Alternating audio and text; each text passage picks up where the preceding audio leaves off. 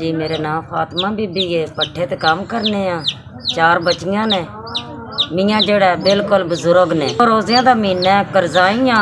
Any मौत नहीं को बच्चियां दी जुत्ती कपड़ा ले लीए एना ही खर्चा होंदा है पर जेड़ा मार के पूरा पूरा अपना लून मरचे ले आवेदा ना कार है जिमी दी हिम्मत नहीं पी पाउंदी असी मरले ही ले लीए अगो कर्जा मर्जा सिर ते मार के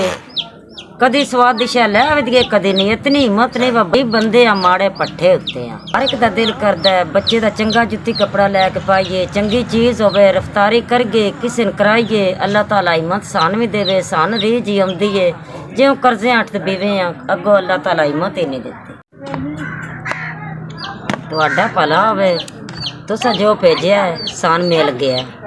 आलू ले आवी देने सब्जी पूरी जी ले आवी दिए इतनी हिम्मत नहीं अज गोश्त एडे मागे ने असी वरीज ना लिया के ते बच्चियां बना के दे लिए जा आप खा लिए जजार नाल असी राशन लियावां दे ओ खावां दे ते दुआवां देवां दे तुहाडे बच्चियां नूं सान मिल गया।